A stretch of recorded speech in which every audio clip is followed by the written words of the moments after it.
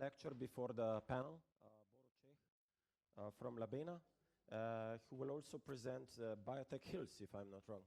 Yes. Yes. So that's my mic.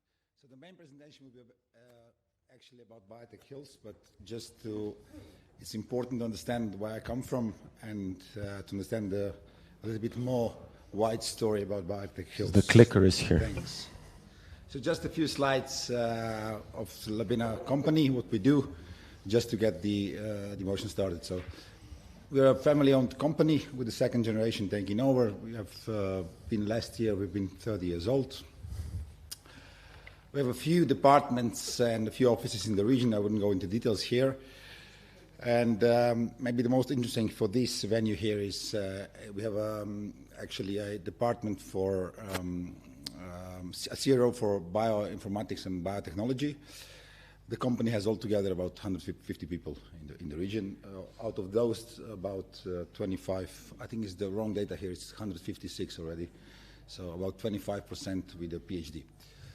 Anyways, our biotech part is also FDA GMP approved. We do a lot of R&D and development and testing for big pharma and mid pharma around the world, and also smaller biotech companies. Some facilities of ours. So, anyways, I'd like to focus to the future of biotech ecosystem in Slovenia. Before I do that, I would like to take maybe a view from the outside how Slovenia is viewed in sense of biotech around Europe mainly.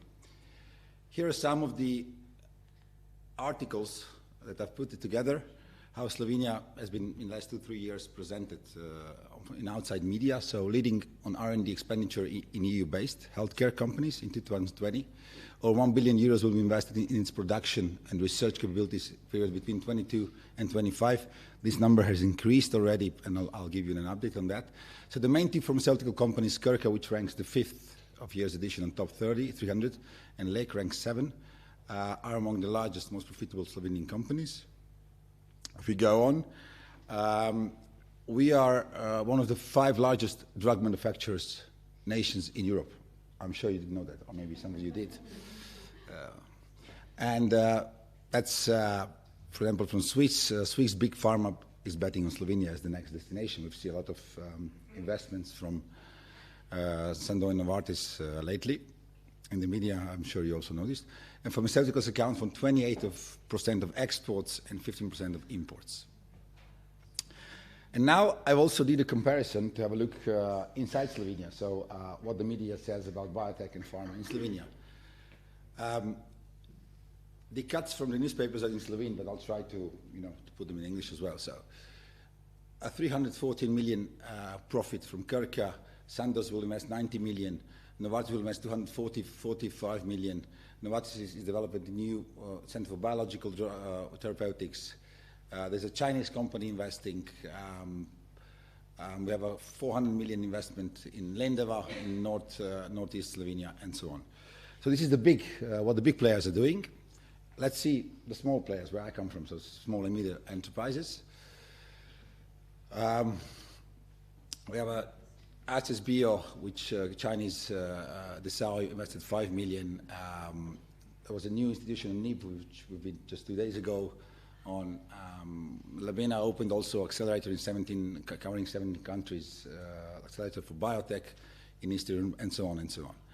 So looking at this perspective, what we did is, it's quite a few months now. It began last year, I think in November.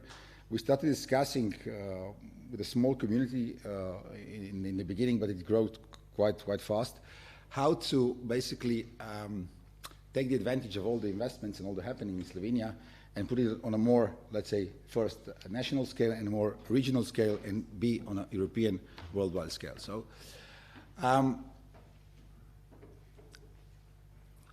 we are 5 founding partners in the Slovenia Biotech Hills, so Labena, Sandoz, Novartis, Amgen, Hammer, and Partneri.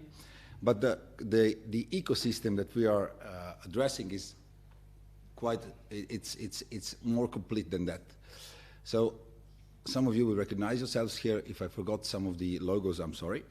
But the idea of Biotech Hills is basically to connect all the biotech communities, so from the big partners here to the SMEs here, with accelerators, funds. We have Vesna also here presenting later, startups, and of course in also academia, institutes. Today we are at Chemistry Institute here, governmental ministries that are, and company associations. Slovenia is small, and connecting those partners shouldn't be hard.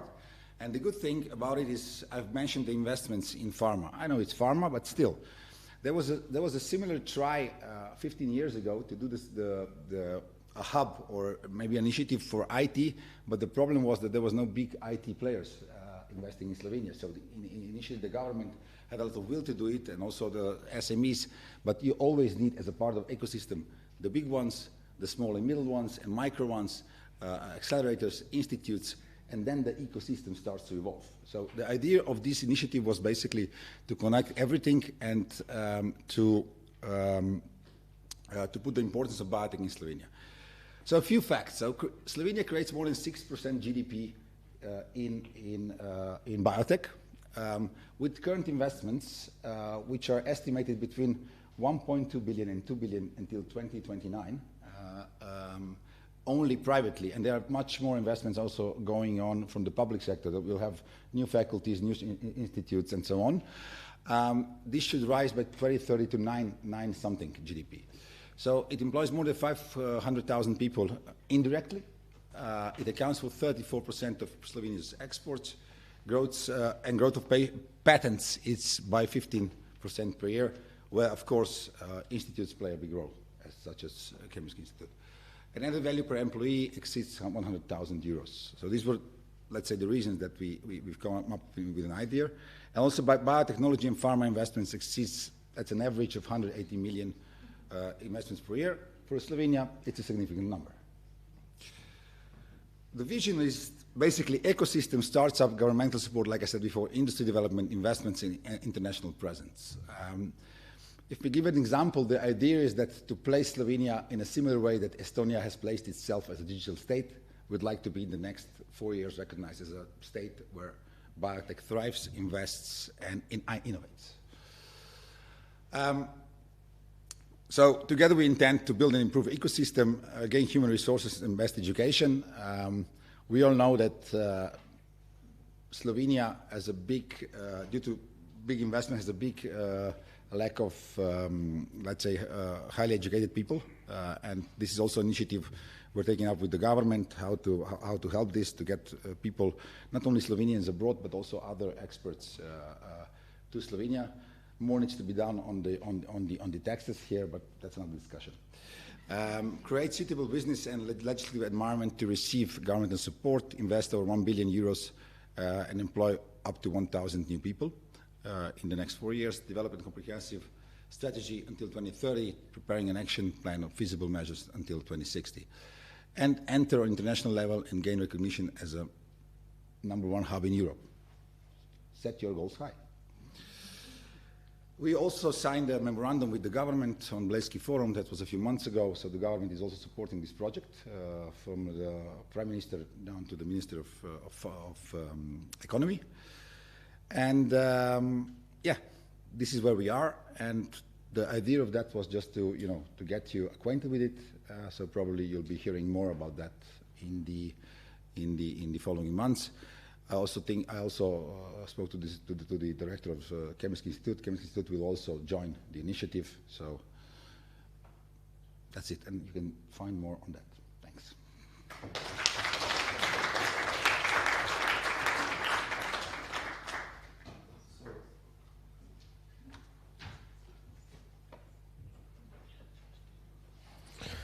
Boro, thank you very much. And with that, we are coming to the final act of today's great day. I'm really grateful for the way, also not just how it went, but the audience is tremendous. I have to say it.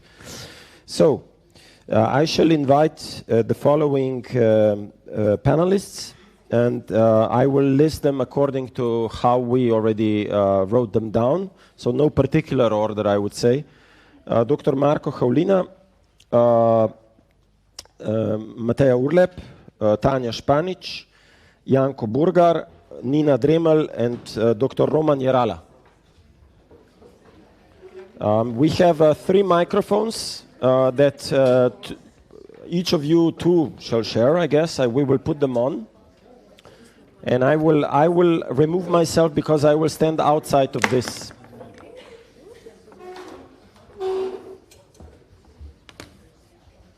So it's not ideal setting for a round table, but still I think you've had a nice day here in this lecture hall. I enjoyed it. So this is the microphone for you.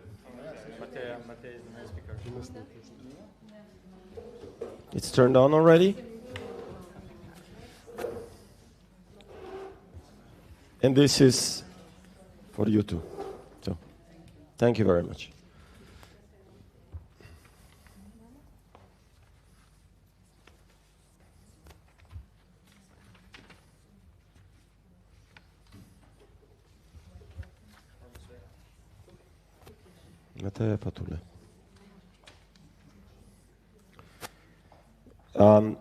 With this, I would ask each one of you to give a few sentences about yourself. And of course, you can also comment how you see this, how you see the happening at this moment or this conference. And we shall start with our host, Dr. Jerala, head of the department for synthetic biology and immunology. Dr. Jerala, the word is yours. A few words about yourself and where you see we are at this moment. Thank you, Gregor. You already introduced me. So I'm also a PI on this project, CTGCT. So I think it's not start because there are many things that have been done in Slovenia before, but I think it's adding some additional acceleration to the development of translation of some of technologies that I think in Slovenia are definitely present, and I think we could and should have been further ahead than we are currently, and I see very good science recently with lots of collaborations, links between the researchers and clinicians, patient organizations, so I think we're on a good track. Thank you very much. And we shall just continue in the same order. So Tanya, I will say a sentence. My dear friend, so every coffee I enjoy. Thank you very much. Yeah, hello everybody. My name is Tanja Španić. I'm the current president of Europa Dona Slovenia. That's a breast cancer organization, patient organization in Slovenia. I have to say that I'm really happy to be here and to see the progress that we are doing, not just in Slovenia, but in the whole landscape, this research. And my hope is pretty high. I'm an always optimistic person, but also a realistic and really being on Earth. So I think that this initiative could really bring together all stakeholders and that we can finally start working all together and really put the patient first, not just the research per se or revenues or legislations or whatever. But if we work together, I believe that we can really work for patients and for saving lives. Thank you very much. Mateja. Hello, everybody. I'm here as a Chief Business Officer of a small startup which is working and supporting one of the projects we've seen today, Spiela's project in analytical characterization of the payload and supporting biodistribution studies and expression studies. My hope here for this conference and many more to come is to overcome our egos and to collaborate, to really be collaborative. We have so much in Slovenia, so much knowledge, so many platforms, so many expertise, and if we work together, we can really hit the top. We've done it with biopharmaceuticals. We are one of the countries really with the top biopharmaceuticals expertise and infrastructure, and we can do it in cell and gene therapies as well. Janko. Good afternoon, also from my side. I'm here with Roche, and let's say our main mission is really to bring the best for patients, but however also how to bring the best for the healthcare system. So I'm really proud that I'm the part of the story. that also Mr. Čeh mentioned, the ecosystem. You know, the pharma sector in Slovenia, it is about 6% GDP. The healthcare sector is 11%. So the healthcare sector is, let's say, our main concern. How to bring the best with, let's say, with our expertise, the data, definitely what Roche is doing the best as well. The medicine and diagnostics, and I'm glad that I'm here to bring, let's say, also the ideas, not only how to pinpoint the building blocks of the system, but how the system be better functioning in the future. Thank you very much. Nina? Hello, I'm Nina Dremer. Thank you for inviting me. I'm coming from the other side of the moon, if I may say so. Vesna Deep Tech Venture Fund, we are strongly supporting projects and startups that have technology transfer as a component. I'm super happy that kind of conferences are happening, and why? Because if we're talking about good numbers and good percentages, Slovenia has 0.1% of IP commercialized, which is something that is depressing. And our main goal of our fund and people who are standing behind and the whole community that we are actually building with the ecosystem is actually to start not pushing but supporting people to become much more bolder to start commercialize IP, any kind of. Thank you. Dr. Haulina? Thank you very much. Marko Haulina, I'm head of the service of retinal dystrophies and neuro-ophthalmology in Medical Center Ljubljana and Eye Clinic. We have over 30 years experience with these rare diseases, and we have been able to put up a registry of about 1,000 patients, which is about 1 in 2,000 what is about to be expected in the population of IRDs. And we think that perhaps this kind of forum is bringing up all the aspects of, you know, of the successful pathway towards the treatment to these patients, which we would very much like to offer. As Slovenia is not small in this respect, that we basically don't like to say that we are small, however, we are close enough to say that Slovenia could be one large institute to bring together all these aspects that you have heard today and bring patients to the treatment. Thank you. Okay. What about this gap that we're seeing? So on one hand, these amazing numbers. On the other hand, the talk of the need for collaboration. So I will use your words about collaboration. What is this collaboration? And I will also use the discussion I had with Borut in the preparation. So thank you to everybody for these preparatory meetings, which are very informative, very important, I guess. I will use the case of Biotech Hills. So please, no insults or whatever. I mean, no offense, please don't take it as offensive, but the fear that went out when this came out was, big pharma investing huge money, this means we will lose all our researchers because they will basically vacuum out all the intellectual potential that we have in the positions where we cannot meet the pay standard.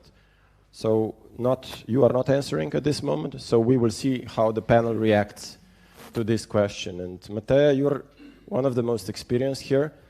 Jürgen Kubal earlier today said that he's not a lobbyist. You did put your hand on the Bible in the Capitol when you were bringing forward the legislation on biosimilars around 2004. So you were a lobbyist at that time.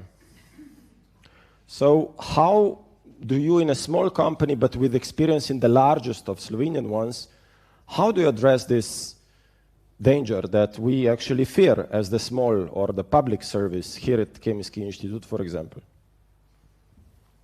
Well, I think that if you truly believe something, right, and here it's the patients, and we are in the space of cell and gene therapies, we are dealing with really highest unmet medical needs, right? and totally novel approaches. And if you believe in what you're doing, you will overcome, let's say, all this, I don't know, feelings of being small, not important. Everybody is important, because as we've seen today, it's an interdisciplinary teams. It's a lot of different scientific, technical expertise, and let's say also on the other side, ethical, human sciences, and so on. So it's a lot of expertise needed to bring those ideas into leads into products, and to work in networks and cooperate. It's the only way to do it. And Slovenia could be one big institute, because we are small. We have, it's an advantage that we've got, because we know each other. Everybody knows everybody. So we could work together really efficiently. If only, we overcome our egos, right? So you have to let your ego before you enter the room and collaborate with others. But I think that, you know, all those initiatives now, we've got this Center for Technologies for Cell and Gene Therapies running, being established here. This is the, let's say, the core of this ecosystem. And everybody else, it's a satellite bringing in, you know, their knowledge. So we have to work collaboratively now in Slovenia to make sure that this center is successful and cooperate with them. They will be the critical mass for Slovenia and for the regional area around, and they could become one of the leading centers globally. But we have to work with them and help them do that. And bring, you know, everybody has to bring something to the table without first issuing the invoice. The word will go to Tanya. I will still do this a little bit of interruption. I think Tanya spends more days in Oxford, Cambridge, at ESMO conferences, speaking about the scientific excellence of patient organizations, actually, and you being one of the most visible ones in Europe, which you're amazed to see when you go together with Tanya somewhere. So patients can be extremely qualified, so please listen to what Tanya has to say. I will continue where Matea finished, and I believe that Professor Jarala can jump in. I wouldn't be afraid of this. I would say that this is even the opportunity, because we have a lot of PhD students and a lot of people with PhD in biomedicine and in other sciences that actually leave this field after we finish PhD. I can speak on my own behalf because I did the same. And we actually struggle with this to continue career in this field. And this is just opening the perspective where we can continue this. We know we have a very good program for funding PhDs with young researchers. And now we invented a new program, bringing those experts back to Slovenia after they become even more highly qualified. I would say this is an opportunity. How to keep people with PhDs in Slovenia and not letting them go abroad. Usually it's like that. I don't know how many people from your lab left Slovenia after the PhD. Not that many. Take the microphone, please, because of the WebEx. That's such a problem, but it's a fact that the capacity of pharmacy is growing so rapidly that it will be difficult really to get all the qualified people, and it is also the fact that brain drain from the institute is occurring. So we have lots of people that finished in our lab. Sometimes also people who are important for our work left for the industry. But on the other hand, those that are really motivated to remain here. So I'm glad for everybody that gets a good job in the industry that supports taxes after all. But where I find really the gap is sort of entrepreneurial culture, or to have really the PhDs that finish and that really are willing to start. We have trained many students during their studies, send them to different types of schools, trainings. They said, I will fund the company and they finally went to big pharma. So that's something that's really lacking in Slovenia. So I hope that with the CTGCT we may be able to go in this direction to motivate somebody not to go directly to the big pharma, but perhaps to think about in the middle to found companies. I think we have some interesting IPs and some potentials to develop some. When I look at my colleagues in prestigious universities outside, there are lots of startups, lots of students of ours that just got an ERC, also funded a company at Harvard and is coming back. So I think that's really a gap that I'm not sure. I mean, it's probably not just culture in Slovenia that it would be so different, but the others, but it's not really a tradition. Thank you very much. So Nina already was signaling that she wants the word afterwards, and then you came with the story of the startups. And full disclosure, Nina and I worked together in Vesna from February until the end of September. It was an amazing experience, so I'm really grateful. But we also had with Dr. Jarala a discussion about Vesna, because I was in this mixed role. And there was a very interesting point that it's actually easy to get 10 million, 5 million, 15 million of public money. And Vesna comes in with, I don't know, 300K, for example. There are other types of batches. But then my answer sort of was, public money goes to a certain extent. You don't need to give it back, but what venture does, it scales. Now, it's important not to sell your soul in a way, so that they suck out everything because of the profit. But those are some kind of interface issues that we need to be able to address. Nina, the word is yours. So I would refer to the previous talks. By my opinion, what is missing and what was pretty much said by all of you is the respect to the people with knowledge. And this is why people from Slovenia are in majority cases leaving. If you are in Slovenia successful, everybody hates you. If you are, that's true.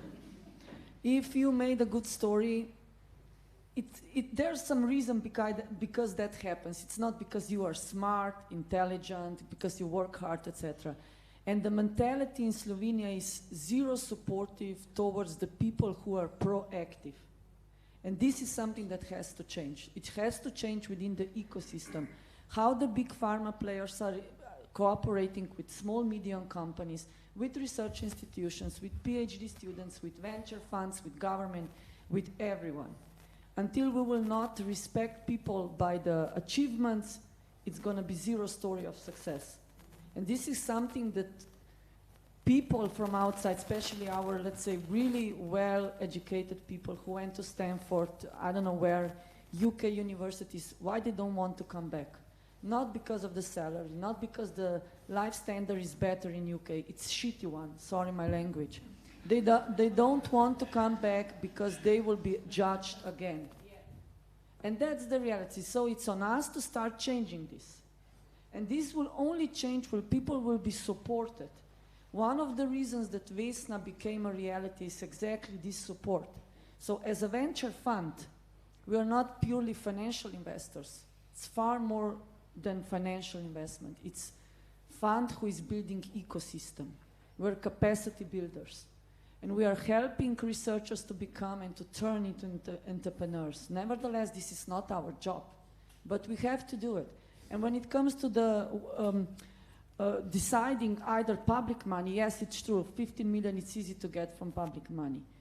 It's harder to get money, smaller tickets from venture, but the outcome that each of them are offering or the result is purely different. Venture will push you into the new levels, new successes, new opportunities, whatever you want, and actually to the level where person is satisfied with their achievements and is actually confirmed for those achievements. So we are happy if you are successful. Public money has different goals, and we know that. So this is the huge reality, and finally in Slovenia something starts moving within the whole ecosystem with funding, with, let's say, offering the knowledge, with mentality, but it's not going to turn through the night. Thank you. I would challenge Dr. Haulina on the question of public and private. Being a patient advocate, we had a great discussion about this new law, And we also heard that the bigger sector in biotechnology is health, and it shall remain so, I guess, for some time, unless we become triple as successful in biotechnology and hopefully not, become a 20% GDP country in healthcare as United States. But how should healthcare evolve? And what is public and what is private actually in healthcare? Because it's not about the words, it's about whose interests are where. How would we connect this debate, Dr. Haulina? I think your views are very important to this panel. Well, that's a difficult question, I would say, especially in these weeks of discussions about the big changes coming after the New Year, because New Slovenia is, let's say, on the verge of accepting the law that will forbid any publicly employed doctor to do work private. So we are on the verge of, let's say, pushing our health system over the edge, to my sincere belief. I would be one of them to leave, because I would be forced to leave, because I also do something private, and this is like, in every normal European country allowed, and here it will not be allowed. And of course, you can't just close it up. It's patients there and here. So it's responsibility for patients, and taking this very ethically. You can't really say, because of law, you are now, in front of my doors and, go away. You can't, and I will not, of course. Now, what will happen with my, 30 years of developing a system of, let's say, a group of, let's say, 5 people, and more than, let's say, 20 other contributors to the projects that we are running? I don't know. I mean, it was said before that young doctors will probably be difficult to find any motivation in this, because the public salaries, let's say it, to put it very bluntly, are just to survive, nothing more. And getting young researchers, for example, we were very lucky actually to get Lucia, who studied in Nijmegen, and is from Zagreb, and she was able, willing and able to come to Ljubljana to work for 1,300 euro, not because of 1,300 euros, but because we created an environment where we support these young people and allow them to become stars. And if this will cease, of course, the whole story will end. And you can always say, new ones will come anyway. System will, how to say, as it was said by the minister, system will have some oscillations, put it this way. And I think this is terrible experiment with the healthcare of Slovenia, which is going on now. Because we have no calculations what will happen. Every smallest law need to have calculations. What will be the consequences, financial, cultural, emotional, whatever. This law has no calculations. It has 2 premises that say doctors are, inviting, they're not doing anything in the morning in their work, but they're inviting patients to work, to be treated in their private practice to earn money. And we wait in the morning, like if we, get into the line, we wait for 2 years, but if you pay, you can come next day. And that's the culprit are doctors. It's not culprit are not doctors. It's the system that doesn't allow enough, space for the patients to be treated in public system. And nobody, if this would be wide enough, nobody would go and work in private practice. And if the conditions would be better, why would we want to, sacrifice ourselves and, do like late hours if we are happy with what we do? And this goes along with what I said before, is that if you're doing research, then you are like, like a black sheep, really. Because, it's so much lines. We're waiting, we are doing all this routine, thousands of patients. And then you want to put together a clinical study, And you need like 5 people and 3 nurses and so on. So you put it together in the working time, no way. In the night. No way. Janko, I would ask you to bring us all together now in terms of everything that was said, but you know how to do it because we had the discussion on what an ecosystem should be like, how it should be governed, what is now intentionally challenging Borut, what Biotech Hills lacks at this moment. But it's great that the opportunity is here because we at least have something to blame. meaning, without that, we would be, in theoretic space. Now we're in practical space, so very good that this was started. That's my opinion, subjective. But how do we co-create the story, including these versatile inputs that we've had so far? Well, quite the challenge, Gregor. We discussed in preparation on this roundtable really the question about the ecosystem. And I'm the part of the ecosystem also with my previous work with the Ministry of Economy, and I really make claim that Slovenia has a lot of different stakeholders operating in the different areas. However, I just try to find out the proper word for the system.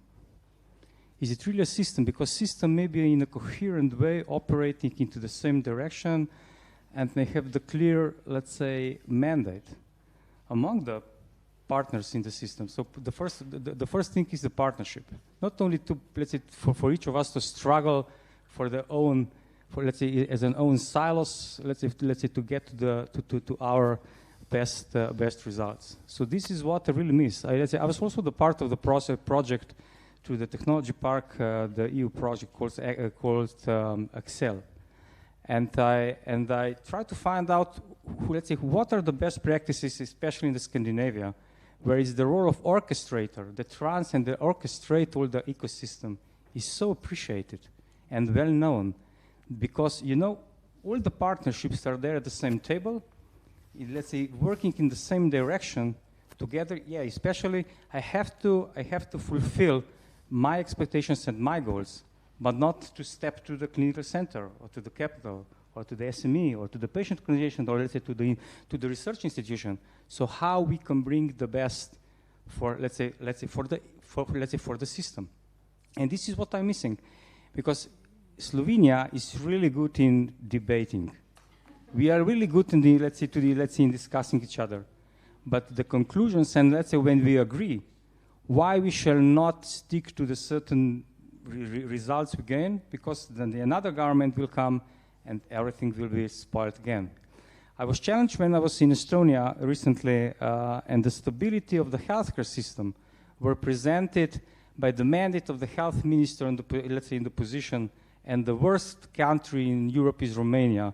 It is about 200 days per minister in the position, the health minister in the position. Do you know for Slovenia?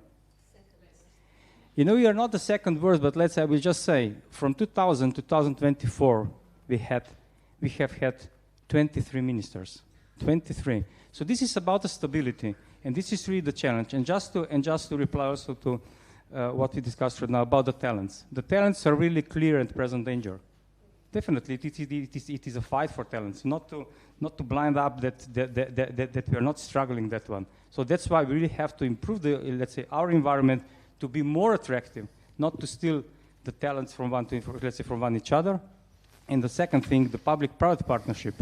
It's really a pity that I heard that also the R&D, the research within the healthcare organizations is not that appreciated, because in my opinion, the public-private partnership works really well in the R&D.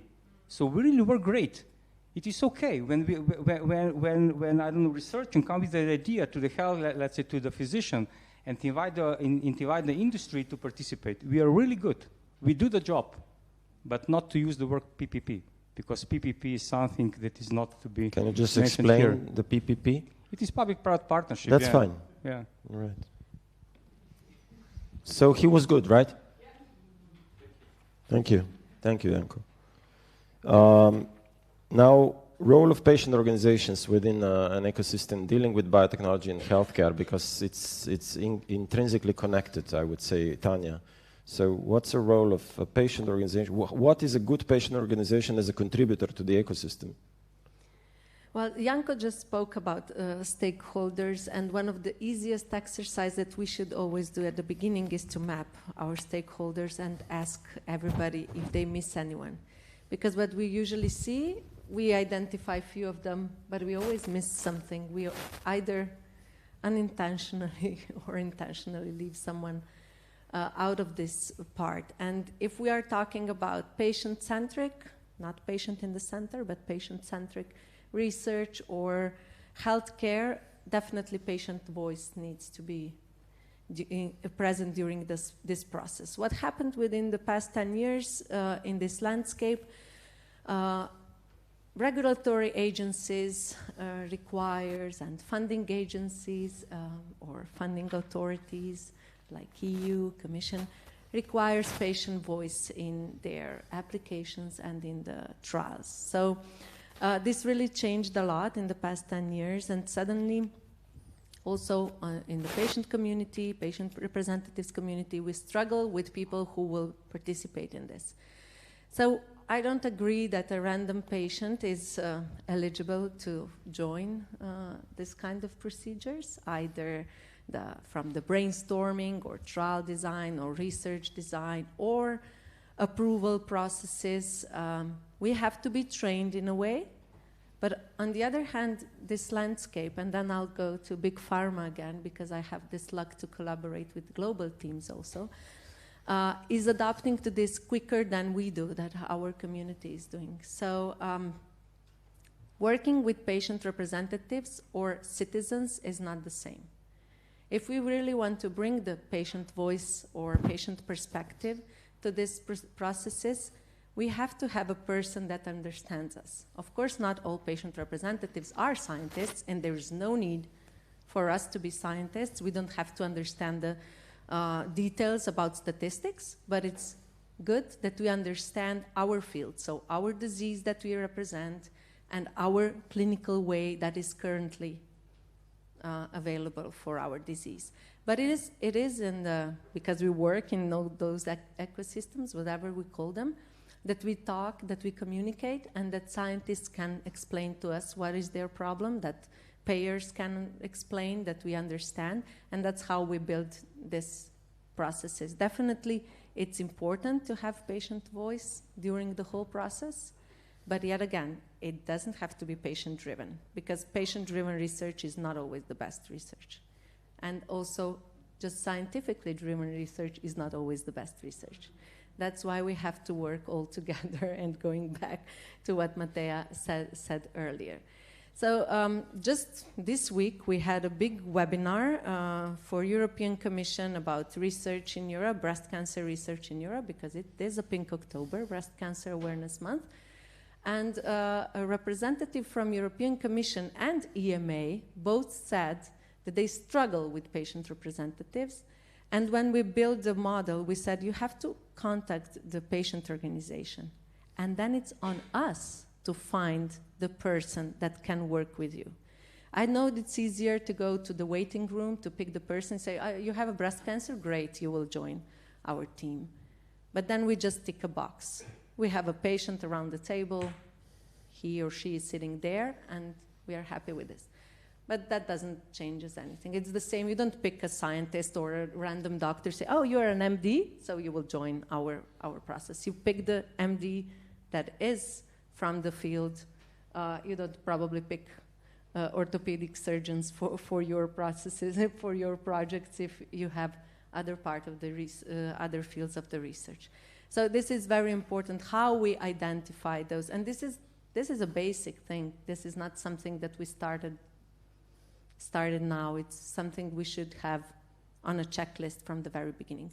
There are EMA and FDA, both agencies have very strict rules about that. They have very good recommendations, but unfortunately we still don't see it. So how does an ecosystem define its goal? Since one of the traits of an ecosystem is that it has players that are different among themselves. So a typical pharmaceutical company might want to increase market share. A typical researcher would like to have high impact publications. Patients would like to decrease waiting lines or improve treatments. But how does an ecosystem become aware of itself? So how does an ecosystem understand where it is going? Because on one hand, what I described before, it's individual parts. Where does an ecosystem behave as a whole? Mattea, I will challenge you with this question. Well, it's a challenging question for sure. However, if it is an ecosystem, it's more than just its parts, right? It has to be. And it depends what kind of ecosystem we want to be. If we are talking about, let's say, for the good of patients, so it's everything we need to do, and it's the translational medicine today. It's everything we need to do to bring the idea from the bench to the patient and then into standard clinical practice, then obviously that's the goal. That's the common goal. And I think what we as separate parts of that system, we need to be aware that each and every part has a role in that system. Some parts are like heart and brain. Some parts are just like, you know, the pinky. Exactly. And we have to respect that. And that you play your role in that system and you contribute, but also system takes care of you, right? So it's like an organism. And if, you know, you don't have this, let's say, dependability in that system, it's not a system, right? But it also, you know, it should not be the way that one sucks out everything else, right? And I think if the common goal is to, for, let's say, our system we are talking about, the biotech or the, let's put it this way, cell and gene therapies, advanced therapies, it's how are we gonna organize ourselves, work together to make sure that the ideas from the bench will have the expedited pathway through the institutes and researchers when we need to make sure that the quality is there. We were talking about GMP. We engage partners that have that knowledge. We don't infect the researchers with GMP because we're gonna kill them, right? Kill their, I don't know, creativity. We bring in those who can do that and pull through in the most optimized way. Products or ideas or, let's say, therapies to the patients. Bring in clinical specialists and set out that system that is going to be like a pull-through for the idea to come to the clinical test and then into clinical practice. Thank you very much. Yes, please, do.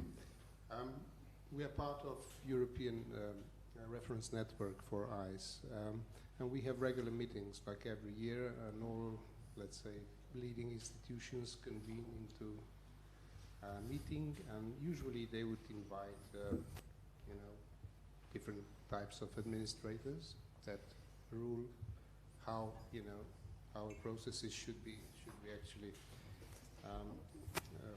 executed, let's say. And these people from, let's say, these regulatory agencies usually are between 30 and 45. They are very enthusiastic to develop always new ideas. What else should we look at, and how, you know, accurately should we pinpoint every aspect of that?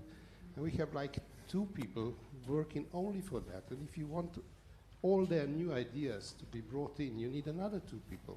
So we are getting more and more in circles, basically, you know, losing energy for non-creative part of our work. And if we bring patients to the center, patient will be, you know, the one that will wait longer because the process is very long, or will probably not get to the point because some of us will actually give up because it's too much. And when we tell these young and enthusiastic people, enough, too many ideas. And then they become offended. Oh, but I, had so many new ideas even, for the next meeting. I said, please, keep us doing our job. And that's just impossible. It's getting crazy in Europe.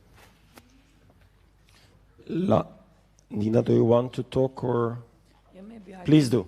Maybe I can add something about ecosystem in general. So my biggest concern when talking about how anything can be done in reality, either gene therapy or whatever, is that what I'm lacking as a person or as a Slovene person is the national strategy of Slovenia as a country. That's number one. So we still don't know what we are, and probably we will not know.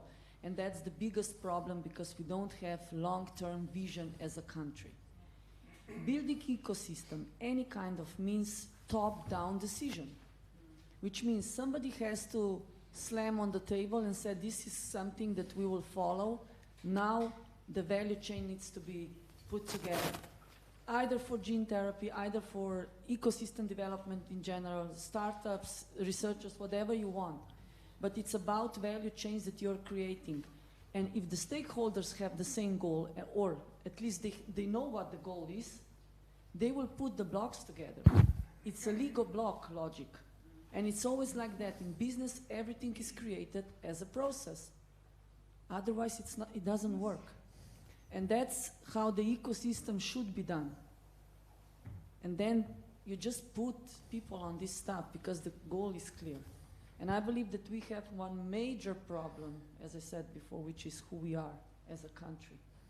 On really high level, because all the rest is built bottom up. And this is the issue we have to put on a table, so eventually. So Tanya is signaling that she would like to speak. Yeah, I can just second whatever Nina just said. And when we were preparing for this talk, and we've been discussing where are we as a country, as a culture, and also what we've been discussing earlier, what kind of environment we live in and what do we do for youngs. When I was in US during my PhD, every idea was very supportive. But what we hear in Slovenia, once you have the idea, no, don't go there, don't try, you'll fail. You will fail, definitely. No one will say, yeah, great idea, go for it. Here's €1,000, I will invest with you, just go and try. You have to fail. You cannot succeed with everything.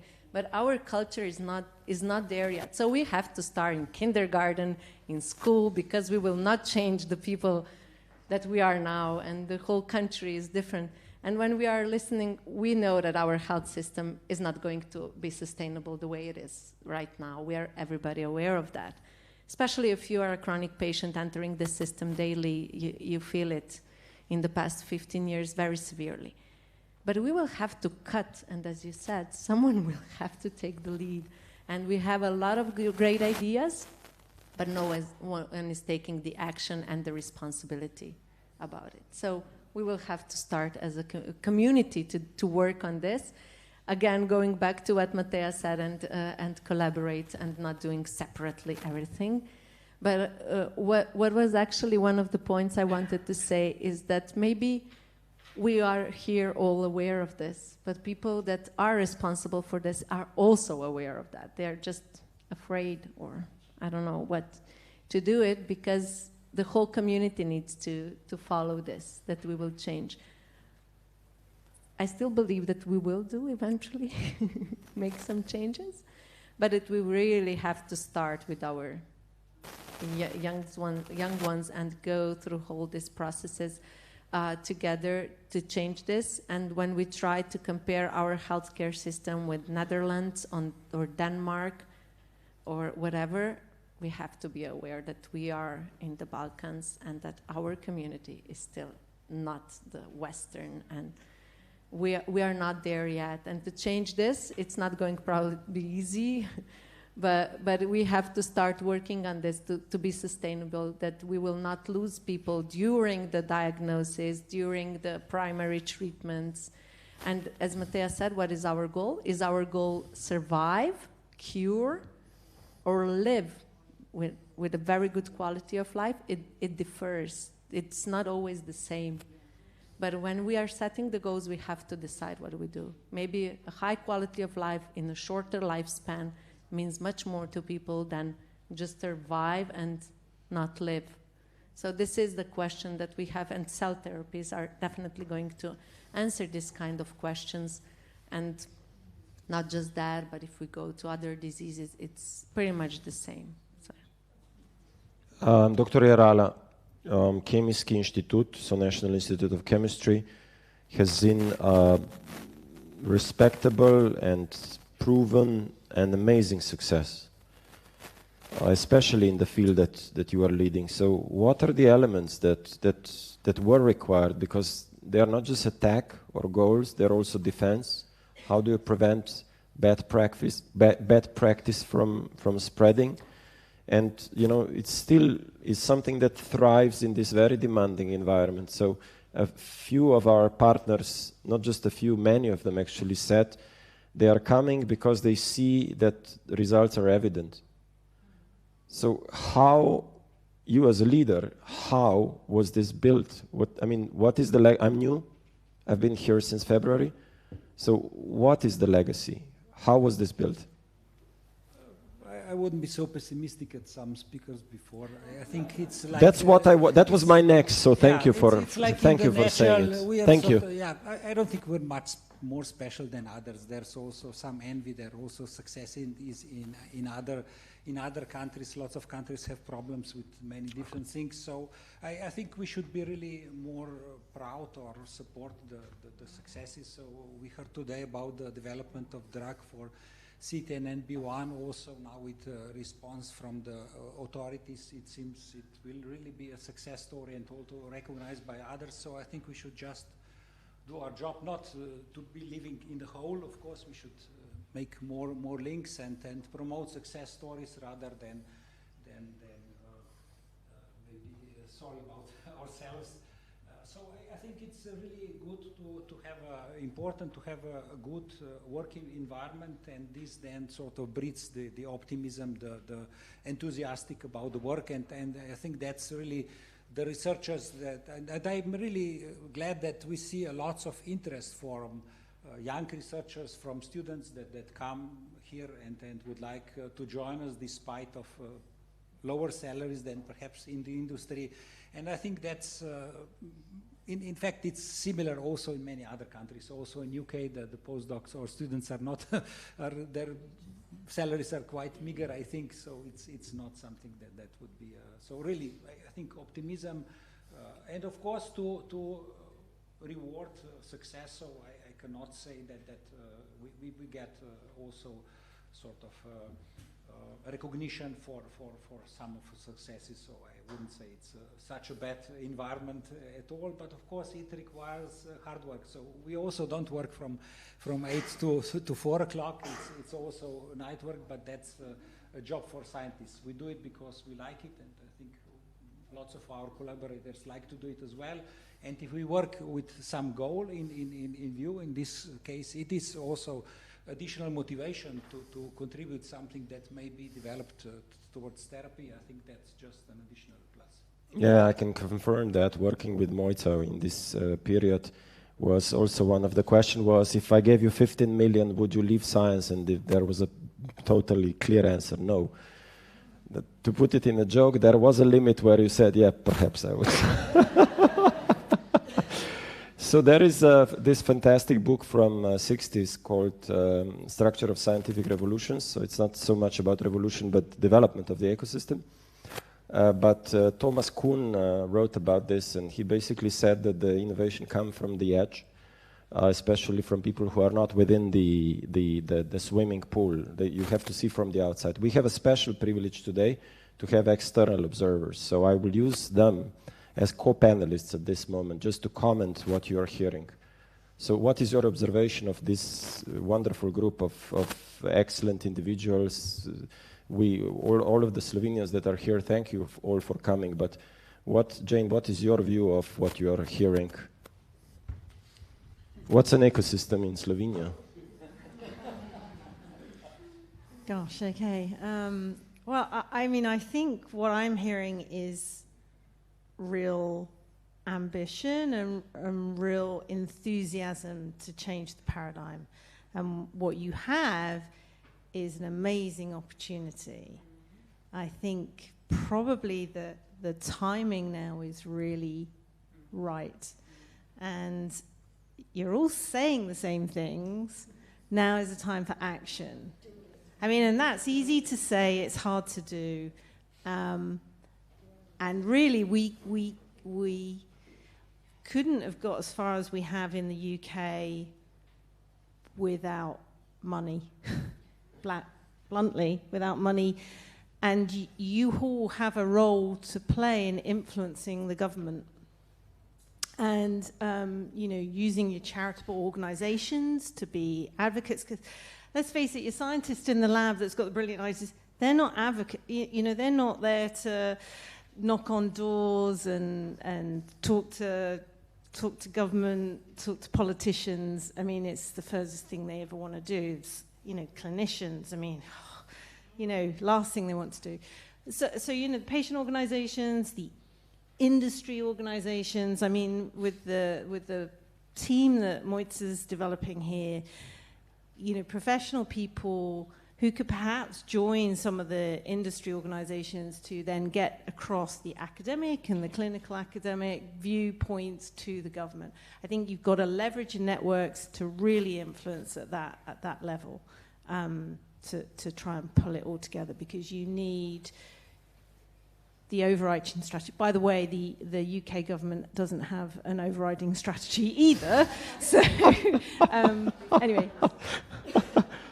So Vered, you signaled that you wanted to comment. Yeah? So now tell us where you're from. I don't know if everybody caught, but it's important because I see I'm telling it now, but very ambitious. Where am I from? You're extremely ambitious as a nation, you know. Yeah, well, originally I'm from Israel.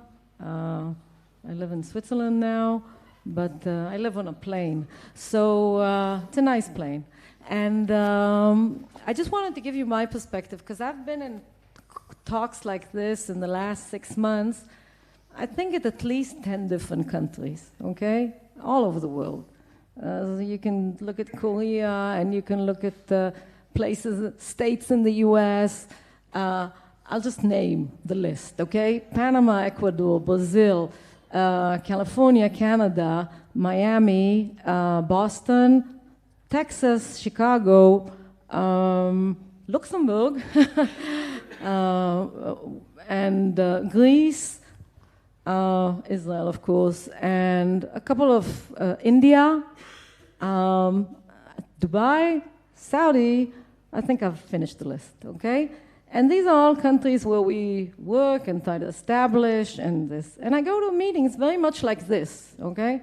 And it's amazing for me to hear it because it always sounds the same. I can tell you in the last conference I was in Greece, I got so fed up with it that I took the mic aggressively and started screaming at them, stop whining, get to work. I mean, it's the same everywhere, okay? And I think I'm very fortunate to have kind of a global perspective because of these, you know, I would say the side effect of decentralization is a lot of mileage. But a wonderful opportunity to meet people all over the world and see how similar we are, how we are all really, really the same people. And we're all built from quite similar cells, though there are different phenotypes. So one of the things I've heard is exactly the same conversations. And it's not about Slovenia. First of all, Slovenia is a small place. You know what happens with small places? Little problems become big problems, right? They overinflate. I remember when I lived in a kibbutz, one guy would have an argument with a neighbor. It was the talk of everybody was talking about it, right? So small places tend to inflate problems to huge proportions because everybody talks about it. Slovenia is a wonderful place to work and do biotech. We've worked here for 4 years, invested a lot of money. Wonderful biotech companies here, wonderful technology companies, a lot of support many times, a lot of collaboration. Yes, we humans tend to be a little bit not nice to one another. Yes, we have governments everywhere that sometimes make really stupid laws, and then we have to run and correct it. That's what's beautiful about democratic systems. There is error correction, even if it expedites. Sometimes it's a little bit of too much. But when I look at Slovenia, Slovenia is one of the most wonderful places to do biotech in Europe and in the world. And I personally love coming here. I think, in general, there's two conceptions that should be taken into account. We, as humans, okay, are going through a revolution. You know, when there was the first industrial revolution, people didn't know. It was a change. It was a big shift. You had 6-year-old kids working in factories for 24 hours. It took time until we adapted and changed. We are going through an information revolution, okay? It has a lot of aspects.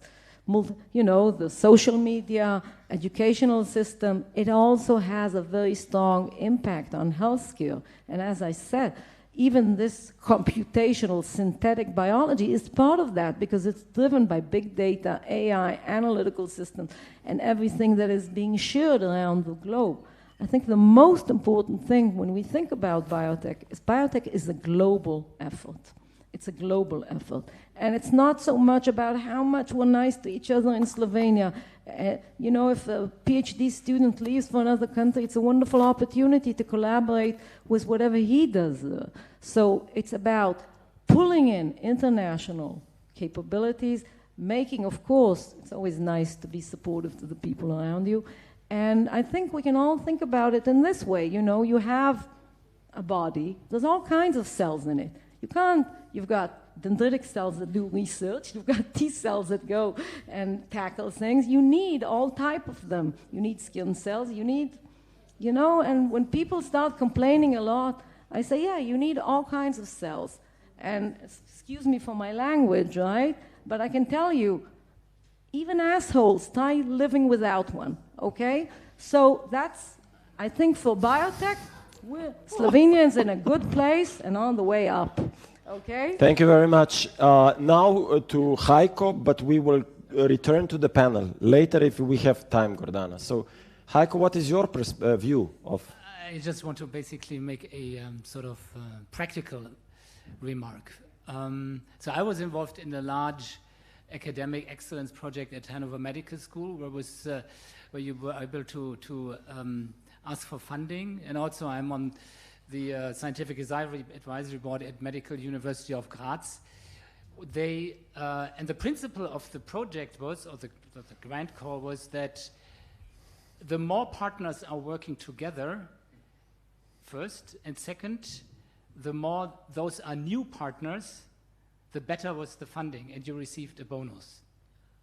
And if I'm now hearing, you know, from you guys, you know, nobody wants to talk to each other, and you know, nobody loves each other, and you know, everybody hates each other, whatever. So if this is a kind of governmental or whatever funding approach, you are forcing the people to sit on a table and to think, you know, what kind of collaborative project can we do, and you force the people to ask others, do you want to join or not? All right, I will not repeat Veret's words, which part of the human body you also need, but I will ask to comment. So we are coming sort of to a close, but there was a point about lack of ambition or being penalized for having ambition. I was super surprised to hear from two different sources stories coming actually from the mouths of two doctors. And it was about winning a Nobel Prize here in Slovenia. I've never heard that in my life. So is going for a recognition, like the highest rank, actually conducive to the development of the ecosystem? I could put it totally differently. I could ask Nina, can we bring a life sciences fund worth 500 million to Slovenia, since Vesna is at about 50 million for all deep tech? I could ask the same question to Tanya, will we manage to be on boards of all hospitals and, you know, all the relevant, so I'm exaggerating, so it's a moonshot. So what is a moonshot? How are they, is it dangerous to talk like this? Because it's like, I'm a guy from a village, not really, but I'm from the city, but guy from a village climbing a small hill and then starting to talk about Matterhorn or the Himalayas, some really difficult wall, and everybody knows that this is a wet dream. Now, what's a wet dream for biotech, and are we allowed to even think that dream? Dr. Jaulina, I will challenge you with that. Well, I think we should come back to the patient needs, and that's it. I mean, and then we should start from there. And if we discuss these very high ideas today, you know, some breakthroughs and everything, we should be aware of those that are waiting for this. And we should then think about who is the one that can provide that, and how to bring that, you know, architecture of providing these services to these patients, and why it's not working. And I told you why it's not working in a clinical side, and without patients you can't do any biotech, or you can do biotech, but it's worthless. So we should decide whether or not we should, you know, run the system as we are doing this now, where the routine that everybody can do has to be done with the most advanced centers, or we should, you know, stratify it and say, okay, most advanced centers should do most advanced things, and the rest that is now bringing money to these centers, which is a problem because it's a financial stimulation, should be done by those who can do it and are not, you know, those that are responsible for developing this, you know, extended, expanded, and let's say futuristic, if I may put it this way, ideas, and then ideas will grow because young people will come, they will have patients, they will, you know, work with them, and patient organizations will, of course, be happy because they will get some information what's going on, and we have a patient organization called Light Svetlova. Now it's 5 years that we created this, and they learned so much from us that they didn't before, because we have no time in the clinic to describe every, you know, aspect they want to know. But which is most important, we learn from them a lot more than we knew before, because learning how, you know, a patient with 3 degrees of visual field sees, from my perspective, is looking at a visual field and visual acuity. And my impression about his vision is like that he's walking around with, you know, 2 sticks in the eyes, but he's not. He has another story. And we are now preparing a story for TV about how they see really, how they perceive vision that they have. And that's what we need to learn from each other.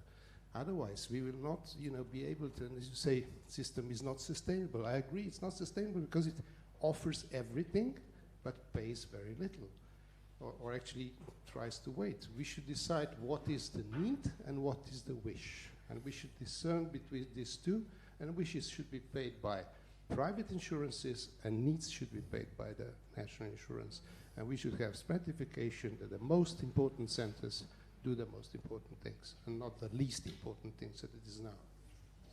So Nina, achievement in the space of financing.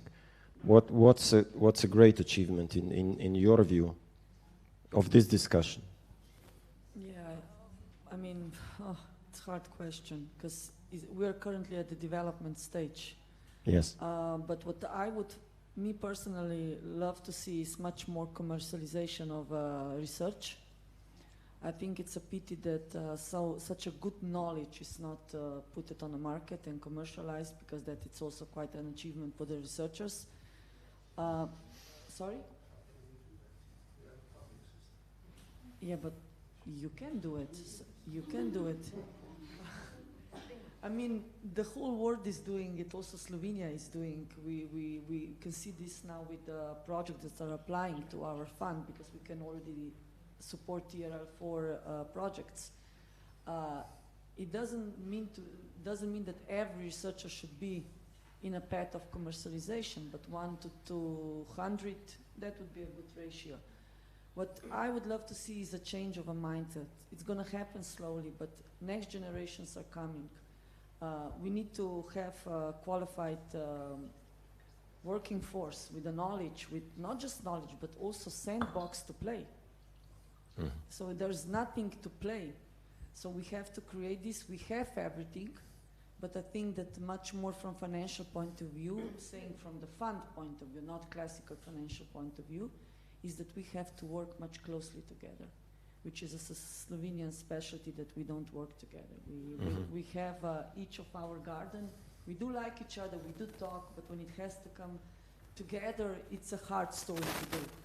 And all those pieces, all those events are really crucial for that because it starts bubbling. And we have to come in front of all the European countries when it comes to the financing deep tech in general, not to be the last one, because currently we are on the last spot in EU. So as venture capital. As venture capital, yes. Yeah. So yes, let the torch pass to Janko. So I will just point out two things. So one is Heiko's staircase. You had a nice staircase chart.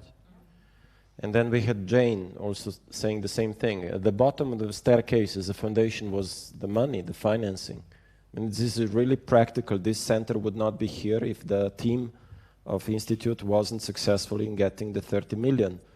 And it was not a one-time signature and the money is here, but it was basically, in a way, endless reaffirmations of why and how, and I shall not go in details. But I mean, the whole ecosystem needs a focus. You know, we heard 6% of GDP, salaries 100,000. I mean, value added per employee, 100,000. And Roche has the money. I'm not saying that Roche is putting this in, but you know, how do you? I mean, you've been in another company that also was very successful. How is this? How does it come? Where does the money come from? The money. You know what is an opportunity why big pharma companies came to Slovenia? I ran this discussion with a colleague from Sandoz. So Novartis came to Slovenia because there was a target. And that's why Novartis is here and Sandoz is here. And what is it? Let's say that it is a target for a company to come here, acquisition. Yeah. But you know, for us as Roche, what is the most probable way how to do it? And we started the process, so how to bring, let's say, Basel closer to Slovenia, or the Slovenian R&D system, R&D innovation system closer to Basel. So to match the needs and the opportunities that we have, somewhere in the middle of Switzerland or in the States, with quite a huge potential that Slovenia can show and present and really can manage here.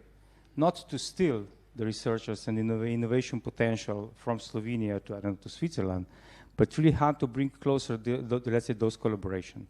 And this is viable, but not, let's say, again, not to go from, let's say, single to single researcher to go to direct, let's say, to the R&D departments there, but really how to combine the potential, how to, let's say, how to name it, how to collect it. And that's why also the Center for Technologies, where we are discussing right now, may be the good concentrator, the nucleus, how to present and then how to send the messages and let's say an offer, not only to Roche, but let's say to other companies and to the environment, let's say, and to bring additional opportunities to Slovenia. So this is, in my opinion, really good approach. And on the other hand, it would be great as well that not only then to develop somewhere here, let's say something here, and then to have a demo sites in Switzerland, Singapore, I don't know, Germany, but my dreams would be to really that this right size country as Slovenia is to become a demo site for the breakthrough solutions. So this would be also great. I don't know, Mr. Fürst is here. I would really appreciate if also if there is a colleague from Yazamapo here. If not, because it would be really great, because we can sit together what to do, that also this formal ecosystem will understand the needs and the opportunities of all of us. Because we shall speed up the processes, we shall cut the red tape in a way that Slovenia become a dreamland for demo in biotech. Not only for producing and R&D, but really to introduce these demo opportunities because it will be the benefit, the first and foremost for patients, it will be the benefit for clinicians, it will be the benefit for the society, definitely for R&D environment. So this is why I will call for an action to do so, and this is a real PPP again, private-private partnership, because we can then combine all the knowledge, also with the entities around us, like let's say like the and Yazapa and others, because they are also really, really important part of the ecosystem. The R&D is one side. If you would like to transfer, let's say, this into the real world, we need the whole understanding of the whole society. Thank you very much. Mattea, we're going towards the closing thoughts now already. So, I mean, the three contributors, before I didn't warn you ahead, but you can still put in yours if you need to. So, Mattea, how would you sum up the debate so far? Well, I think that it's a great opportunity that we've got, and I'm really proud to be part of this tech transfer representing NIBA Labs as a spin-out from National Institute of Biology, where all this expertise was created. And now we are on this endeavor to set up the company and to support the translation from bench to first-in-human projects like this one, CT and NB1. So we are part of the ecosystem. We do have the ecosystem, but there are opportunities to really improve, to set the goals and to take your metaphor, you know. I always support ambitious goals, because if you set yourself to train for Himalayas, it's something else as opposed to set yourself to train for Šmarna. And even if you don't reach Mount Everest, you can reach some of the 6,000 or maybe 7,000 meter peaks.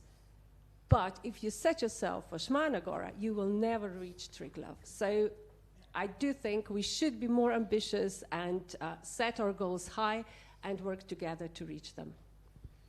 Tanya, I guess you will not be putting out financial goals, I suspect.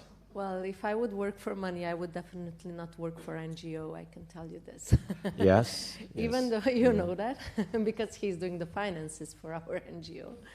So I really get a lot of offers also from Big Pharma, from other research institutions to go to work there, but I have to admit that I love the freedom that I have within this, and what I do, I don't do for a job. That's not my job. That's my life. That's my lifestyle. But that's my personal decision, and probably if I wouldn't be diagnosed with breast cancer when I was 26, I would never do this. So it's a personal interest, and that's my biggest declaration that I always have.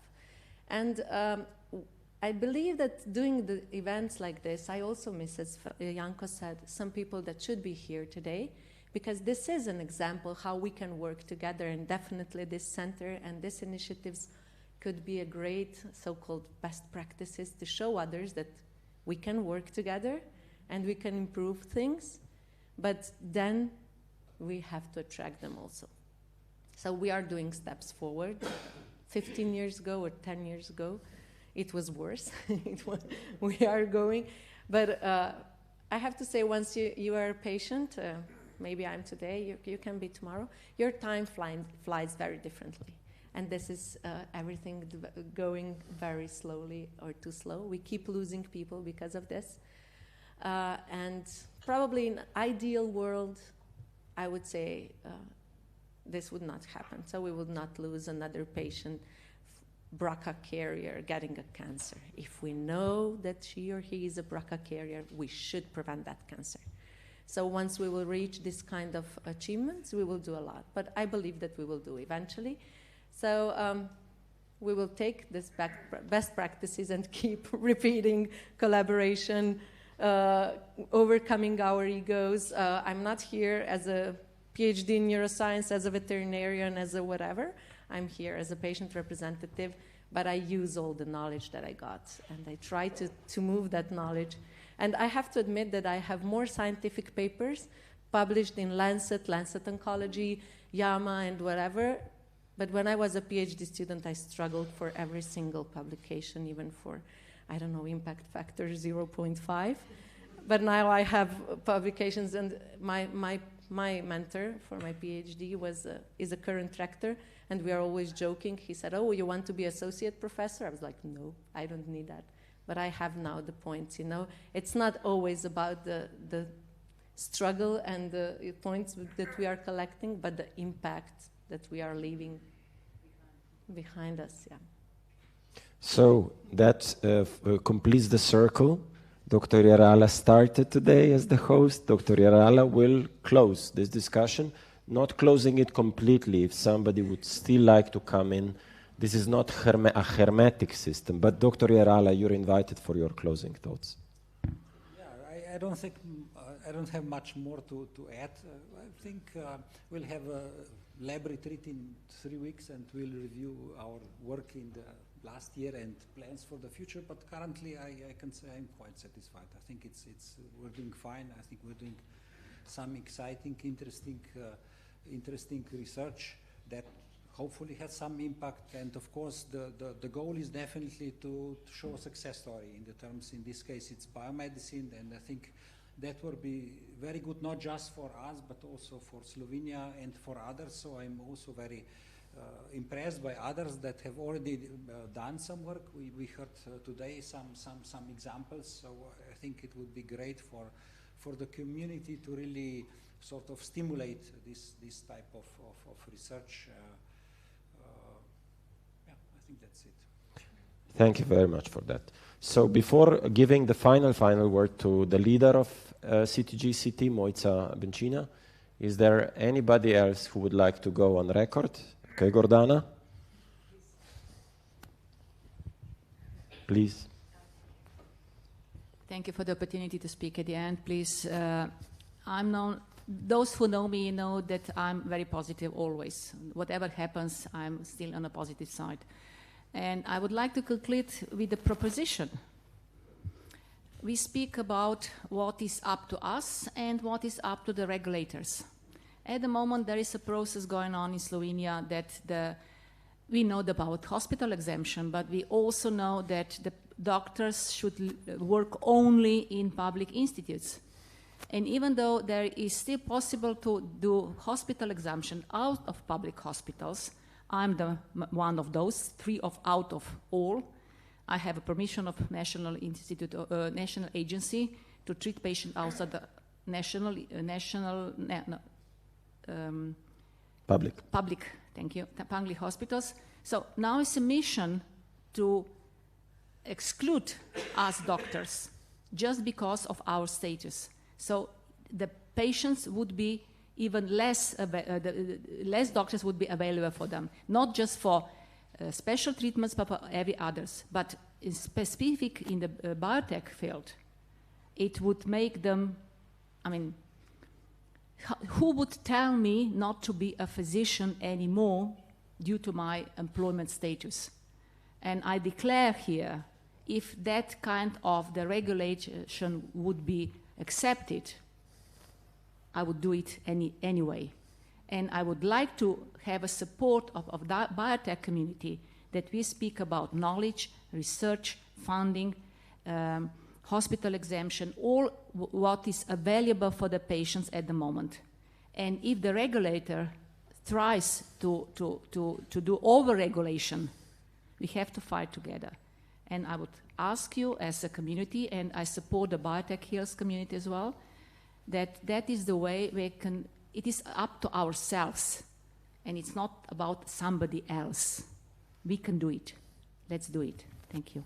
Thank you very much.